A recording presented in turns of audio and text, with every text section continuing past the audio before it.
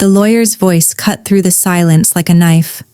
To my daughter Vanessa, I leave the house, the business, and all financial assets. I sat there, 3 days after burying my dad, and watched my sister Vanessa smirk across the table. She leaned over and whispered just loud enough for everyone to hear. Guess he finally figured out who actually mattered. The lawyer cleared his throat and continued. Hannah receives my gratitude for her years of companionship. That was it. Gratitude. The lawyer wouldn't even look at me. I'm Hannah. I'm 26 years old. And that moment in the lawyer's office was the second time my family tried to erase me. Let me back up. 4 years ago, my mom died. Cancer. It was fast and brutal, and it broke my dad. I was in nursing school at the time, working part-time as a home health aide. Dad's mobility started declining right after Mom passed. He needed help. Real help. My older sister Vanessa lived 2 hours away. She had this big marketing job, a husband, named Kyle, a perfect Instagram feed full of family photos that made it look like we were close. We weren't. She visited maybe twice a year, always with complaints. The house was too old. Dad was too stubborn. I wasn't doing enough. But she never stayed. Never helped. Never sacrificed anything. I did. I put nursing school on hold, moved into Dad's house full-time, made his meals, drove him to appointments, helped him shower when he couldn't stand on his own anymore. We watched old westerns every night in his worn-out recliner. He'd fall asleep halfway through, and I'd cover him with a blanket. He called me my steady one. I wasn't glamorous like Vanessa. I lived in scrubs. I didn't have the career or the designer clothes or the social media followers. But I had something she never did. I had Dad's trust. At least I thought I did. I wasn't expecting millions when he died. Just respect. Just acknowledgement that I'd given up 4 years of my life to make sure he wasn't alone. If you've ever been the one who stayed while everyone else left, subscribe right now and tell me where you're watching from. I need to know I'm not alone in this. The lawyer kept reading. The family home, valued at approximately $400,000, goes to Vanessa. My stomach dropped. The landscaping business, the truck, and the savings account totaling $80,000, also to Vanessa.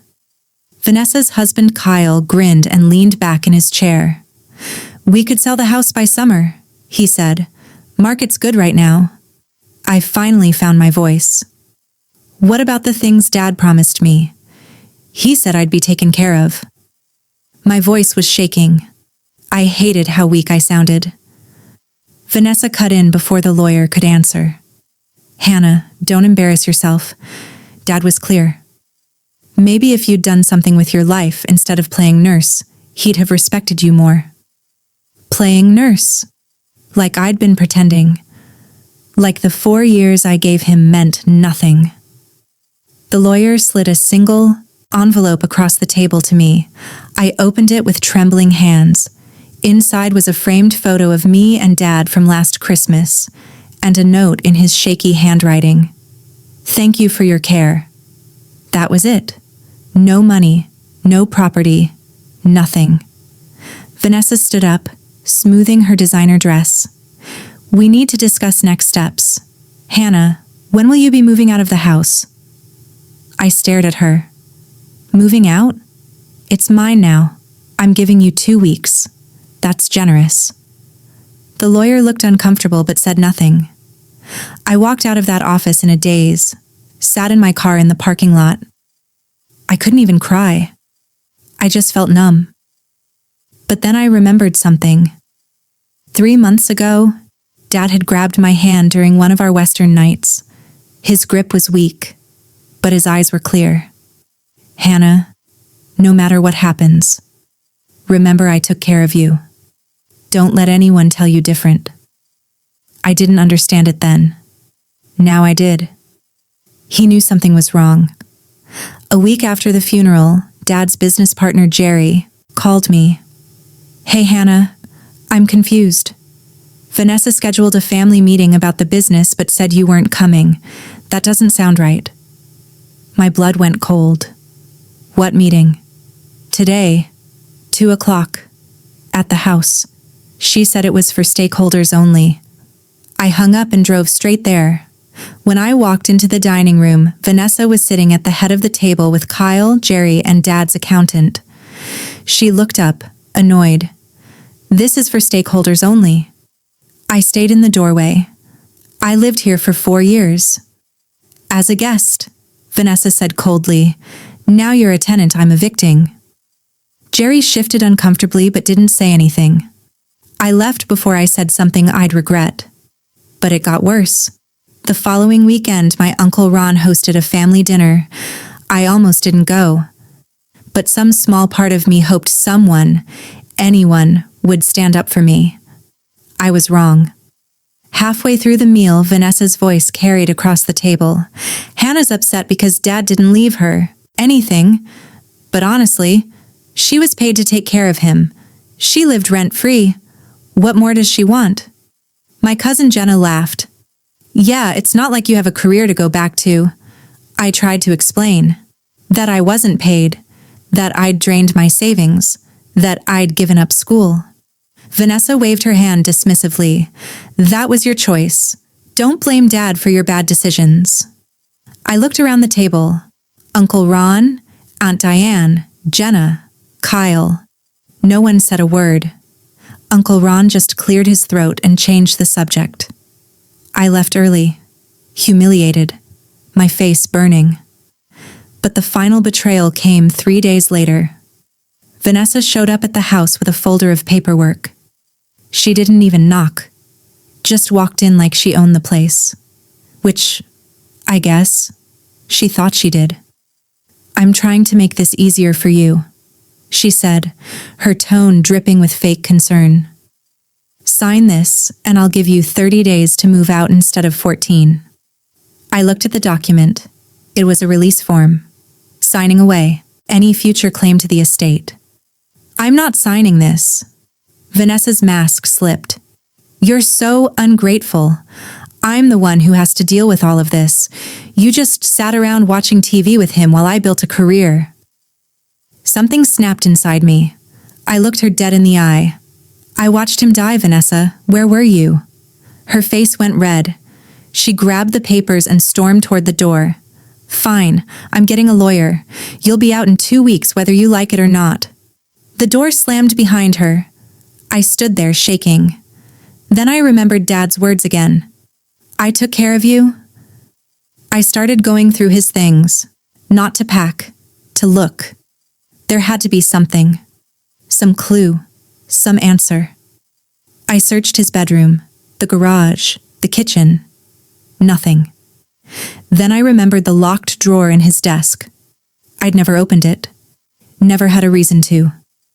Dad always kept the key somewhere, but I'd never asked where. I sat in his recliner, the one we'd watched 100 westerns in, and ran my hands along the underside of the armrest. My fingers hit something taped to the bottom. A key. I opened the desk drawer with trembling hands. Inside was a fireproof folder. I pulled it out and opened it on the desk. What I found made my heart stop. A will. Dated 6 years ago. Notarized. Official. It split everything 50-50 between me and Vanessa. Underneath it was another will. Dated 8 months ago. The one the lawyer had read. The one that left everything to Vanessa. But Dad's signature looked wrong. Shaky. Unsteady. I kept digging. Medical paperwork. Notes from a neurologist visit 2 years ago. Patient showing early signs of cognitive decline. Recommend monitoring and follow-up. And then, at the bottom, a handwritten letter. Dad's handwriting. Shakier than usual, but unmistakably his. Hannah, if you're reading this, something went wrong. I made sure you're protected. Trust Walter. He knows. Walter. Dad's old lawyer. The one he'd used for 20 years. The lawyer at the will. Reading was someone new. Someone Vanessa had recommended 6 months ago. My hands were shaking as I put it all together. Dad had been manipulated. When his mind started slipping, Vanessa had swooped in. She'd known. And she'd used it. What they didn't know was that Dad had seen this coming. He'd left me a trail. And I was about to follow it. I found Walter's number in Dad's old address book. My hands shook as I dialed. He picked up on the second ring. "Hannah, thank God, I was waiting for you to call." We met at a diner the next morning. Walter was in his 70s, semi-retired, with kind eyes and a firm handshake. He didn't waste time. "Your dad came to me 6 years ago, set up a will. 50-50 split." He was clear-minded and firm about it. I slid the folder across the table. Walter opened it, his face darkening as he read. "2 years ago, your dad told me he was forgetting things, asked me to keep an eye out. Then 8 months ago, I heard he'd changed his will, used a new lawyer. Someone Vanessa brought in. I tried to visit him," Walter continued, "but Vanessa intercepted me, said he didn't want to see me. I suspected something, but I had no proof." He tapped the medical records. "Until now. This will was signed during a period of cognitive decline. If we can prove undue influence, it's invalid. Can we prove it?" Walter looked at me over his glasses. "With this? Yes. And I'll help you. Pro bono. Your dad was a good man. This isn't what he wanted." But while I was building my case, Vanessa was moving fast. She posted on Instagram about new beginnings and house renovations. She listed Dad's landscaping business for sale, and then I got the formal eviction notice in the mail.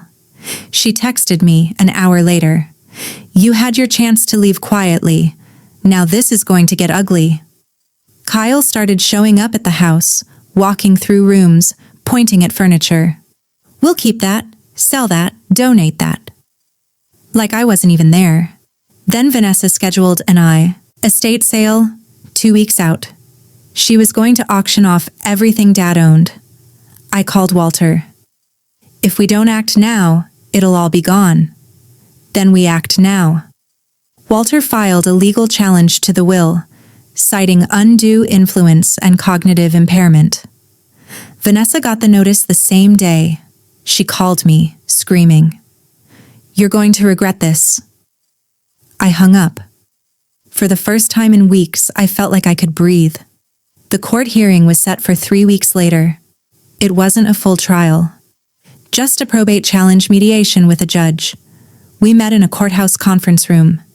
Me, Vanessa, both lawyers, Uncle Ron, who Vanessa brought for support, and the judge. Vanessa's lawyer opened with a smug smile. "Your Honor, Ms. Vanessa was the responsible daughter. The will is clear and legal." Walter stood. "Your Honor, I'd like to present evidence that the will in question was signed under undue influence during a period of documented cognitive decline." He laid out the original will. 6 years, old, notarized, clear. Then the medical records. The neurologist's notes about Dad's memory issues starting 2 years ago. Then the timeline. Vanessa's sudden visits right around the time Dad's mind started slipping. And finally, Dad's letter to me. Vanessa's lawyer tried to argue. "The new will is valid. Mr. Lewis was of sound mind when..." Walter interrupted.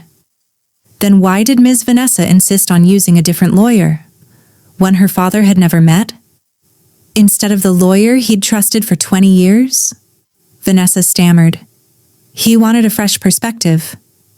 "Or," Walter said calmly, "did you want someone who didn't know him well enough to question the changes?" The judge held up a hand. "Ms. Vanessa, how often did you visit your father in the last 2 years of his life?" Vanessa's face flushed. "I have a career. I couldn't just drop everything like Hannah." "How many times?" the judge repeated. Vanessa's voice got quieter. "Maybe 6 or 7. The judge looked at me. "And you, Ms. Hannah?" My voice cracked. every single day. The judge examined both wills under a magnifying glass, comparing signatures. She noted the tremor in the recent one, the shakiness. Then she looked directly at me. "What do you want from this?" I took a breath. "I want what Dad actually wanted. Fair. He loved both of us. He wouldn't have cut me out unless someone convinced him to." The room went silent. The judge reviewed the documents one more time. Then she spoke. "Based on the medical evidence of cognitive decline and the timeline of events, I'm invalidating the will dated 8 months ago. The original will, dated 6 years prior, is reinstated." Vanessa went pale. Kyle cursed under his breath. Uncle Ron quietly stood and left the room. Vanessa's voice was desperate. "This isn't fair. He told me..." The judge's voice was firm. "The law is clear. This hearing is concluded." Outside the courthouse, Vanessa tried one last time. "Hannah, we can still work this out. We don't have to sell the house. We can..." I stopped walking and turned to face her. "You told me I was nothing, that I wasted my life. You tried to take the only thing Dad left me, his respect." Her eyes filled with tears. "I didn't mean..." "Yeah, you did. But I'm done letting you make me feel small." I walked away. And I didn't look back. I kept my half of the estate, used part of the inheritance and a small loan to buy out Vanessa's half of the house. It's mine now. Fully mine. I enrolled back in nursing school, night classes, online when I can. Vanessa sold her half of the business, moved out of state with Kyle. Her Instagram went quiet. Uncle Ron and the cousins who stayed silent at that dinner, they never apologized. But they stopped talking too. Jerry, Dad's business partner, sent me a message a few weeks later. "Your dad would be proud of you." I kept the framed photo Vanessa gave me at the will reading. It sits on the mantle now, surrounded by the life I'm rebuilding. For 4 years, gave everything to take care of Dad. For a few weeks, I thought that meant nothing. But Dad knew. He made sure I'd be okay. And now, finally, I believe it.